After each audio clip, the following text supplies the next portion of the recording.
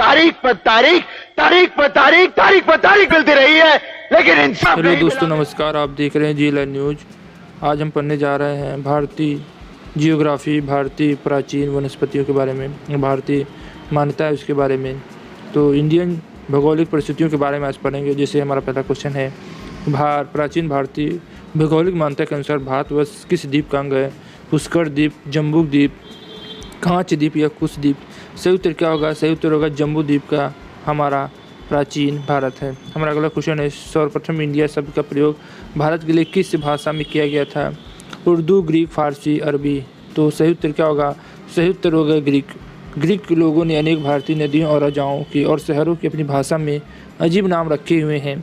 जैसे कि पाटलिपुत्र को वह लोग पाली बोथरा कहते हैं और मथुरा को मेटोरो और बल्ख को बक्ट्रिया कहते। इसी बीच उन्होंने सिंधु को इंडस नाम दिया और झेलम को हार्ड स्पीस नाम दिया था।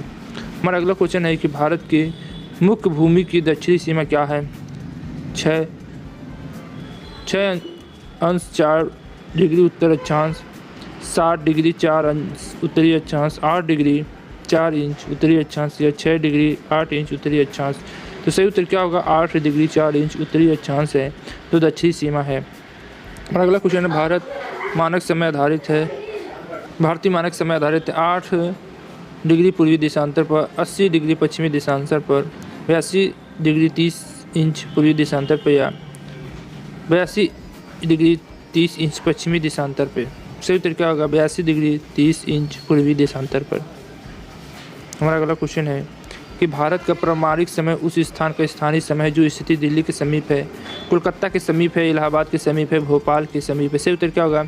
भारत के पूर्वी देशांतर इलाहाबाद के जो समीप है, जो कि इलाहाबाद के नैनी के गुजरती है कि समय के मानक रूप माना गया है। इलाहाबाद में एक नैनी जगह है, वहीं पे इसे सही जगह माना गया है।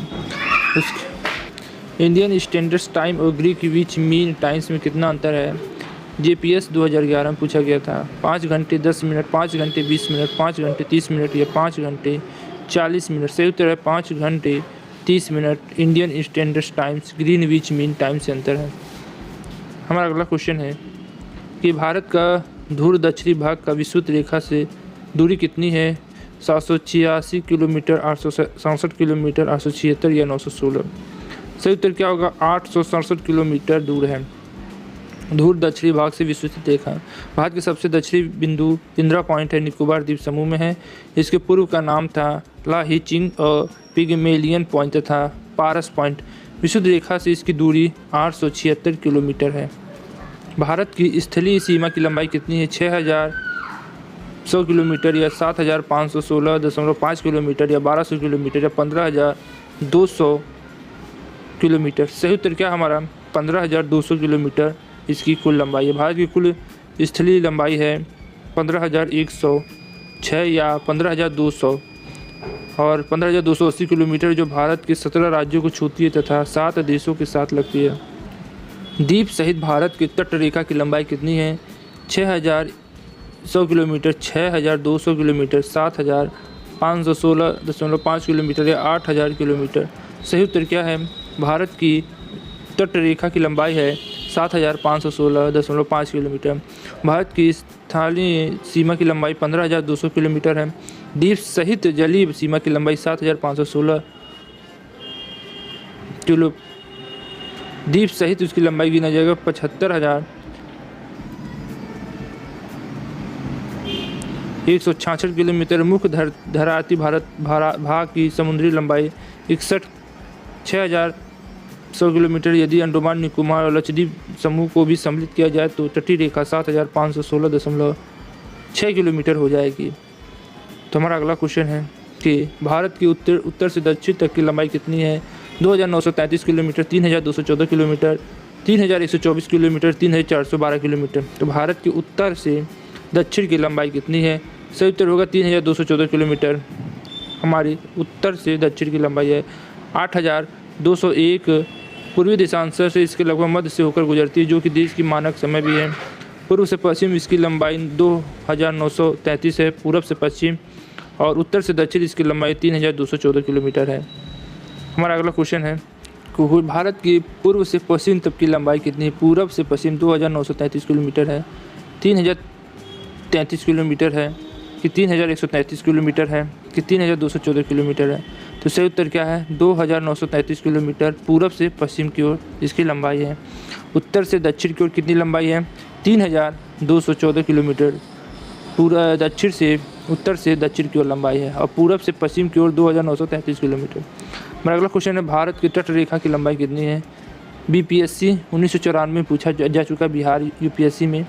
जैसे 6100 किलोमीटर, 6200 किलोमीटर, तो 6175 किलोमीटर कि 6500 किलोमीटर। सही उत्तर क्या होगा? भारत की स्थलीय सीमा की लंबाई 15,200 किलोमीटर है। द्वीप सहित जलीय सीमा की लंबाई 75,166 किलोमीटर है और मुख्य धरातली भाग की समुद्री लंबाई 6100 किलोमीटर है। और यदि इसमें अंडमान निकोबार द्वीप समूह को कर लिया जाए तो 7,516.6 किलोमीटर हो जाती है। तो इसका सही उत्तर है भारत की तट रेखा की लंबाई 6,100 किलोमीटर है। हमारा अगला क्वेश्चन है, भारत की क्षेत्रफल विश्व की कुल भौगोलिक क्षेत्रफल का कितना है? 2.2%, 2.4%, 2.8% कि 3.2%? तो सही उत्तर क्या है कि 2.4% भारत की कुल भौगोलिक क्षेत्रफल है। यद्यपि देश का क्षेत्रफल विश्व की कुल क्षेत्रफल का 2.42% है, किंतु यहाँ पर विश्व की लगभग 16% जनसंख्या निवास करती है। और यहाँ की प्राकृतिक बनावट, संसाधन क्षमता आदि को देखते हुए जॉर्ज बी क्लेसी ने अपनी भौगोलिक पुस्तक एशिया की भूमि एवं निवासी पर लिखा है कि भारत को महाद्वीप कहलाने में उतना ही है। हमारा अगला क्वेश्चन है कि भारत की कुल क्षेत्रफल का कितना % भाग पर्वतीय क्षेत्र है? मध्य समुद्र तल से 2133 मीटर या अधिक ऊंचाई के अंतर्गत आता है। सही उत्तर क्या होगा? 10%, 7%, 10.7%, 18.6%, 27.7% कि 43%? तो सही उत्तर क्या होगा? सही उत्तर होगा 10%, 10.7%। भारत की कुल क्षेत्रफल का कितना % पर्वतीय भाग है? तो 10.7% है। देश की कुल क्षेत्रफल 10.7% भाग उच्च पर्वतीय श्रेणी का विस्तार पाया जाता है, जिनकी ऊंचाई समुद्र तल से 2135 मीटर से अधिक है। समुद्र तल से 305 से 2135 मीटर तक की ऊंचाई वाली पहाड़ियों भी देश को 18.6% भाग पर फैली है। हमारा अगला क्वेश्चन है कि संपूर्ण भारत में कितना % भूभाग पर पर्वत और पहाड़ियों का विस्तार पाया गया है? पर्वत और पहाड़ियों का 10.7%, 18.6%, 29.3%, 43%। सही उत्तर क्या होगा? देश के कुल क्षेत्रफल का 10.7% भाग उच्च पर्वतीय श्रेणियाँ का विस्तार पाया गया है, जबकि समुद्री तट से 2135 मीटर या इससे अधिक समुद्री तट से 305 से 2135 मीटर तक की ऊंचाई वाली पहाड़ियाँ भी देश के 18.6% भाग पर फैली है। इस प्रकार कुल पर्वतीय श्रेणियाँ कितनी हो जाएगी? 29.3% हो जाएगी। हमारा अगला क्वेश्चन क्या है? संपूर्ण भारत के कितने % भूभाग पर पठार का विस्तार पाया जाता है? 10.7%, वो पठार का विस्तार 18.6%, 27.7%, 29.3%। सही उत्तर क्या है? देश के कुल क्षेत्रफल का 10.7% भाग तो उच्च पर्वत श्रेणियों का विस्तार पाया जाता है, जिसकी समुद्र से ऊंचाई 2135 मीटर या इससे अधिक है। समुद्र तट से 305 से 2133 मीटर तक की ऊंचाई पहाड़ियाँ भी देश के 18.6% भाग पर फैली हैं। इस प्रकार कुल पर्वतीय भाग 39.3% है। समुद्री तट से 305 से 915 मीटर तक की ऊंचाई वाली पठारी भाग का विस्तार भी देश में 27.7% क्षेत्रफल है। हमारा अगला क्वेश्चन क्या है कि संपूर्ण भारत के कितने % भूभाग पर मैदान का विस्तार पाया जाता है? तो 10.7% पठार उच्च स्तरीय पर्वत है, 18.6 ये पहाड़ है, पहाड़ियाँ 7.7। तो सही उत्तर क्या होगा? 33 पॉइंट क्या है भूभाग पाया जाता है, बाकी सब पहाड़ियाँ, पठार और उच्च श्रेणियाँ पाई जाती हैं। जैसे हमारे कुल देश का क्षेत्रफल 10.7% भाग उच्च पर्वत श्रेणियाँ हैं, जिसकी समुद्र से ऊंचाई 2135 मीटर से ऊपर है, वो उच्च पहाड़ियाँ श्रेणियाँ हैं। और समुद्र तट से 305 से 2135 मीटर तक की ऊंचाई वाली पहाड़ियाँ भी देश के 18.6% भाग पर फैली हैं। इस प्रकार कुल पर्वतीय श्रेणियाँ 29.3% हैं। समुद्र तट से 305 से 915 तक की ऊंचाई वाली पठारी भाग का विस्तार देश के 27.7% क्षेत्र में है, जबकि शेष 43.0% का विस्तार मैदानी भाग पाए जाते हैं। हमारा अगला क्वेश्चन है, भारत का प्रादेशिक जल सीमा समुद्र तट से कितनी समुद्री मील तक दूरी तक है? 12 मील तक, 24 मील तक, 111 मील तक या 200 मील तक? सही उत्तर क्या है? 12 मील तक। प्रादेशिक समुद्री सीमा आधार रेखा के समुद्र से 12 समुद्री मील तक, प्रादेशिक सीमा समुद्री के प्रादेशिक समुद्र सीमा तक 12 नॉटिकल मील है। भारत का संपूर्ण अधिकार होता है। उसके बाद भारत का संलग्न क्षेत्र प्रादेशिक जल सीमा के आगे कितने समुद्र मील तक है? 12 मील तक, 24 मील तक, 100 मील तक, 200 मील तक। सही उत्तर है 24 मील तक।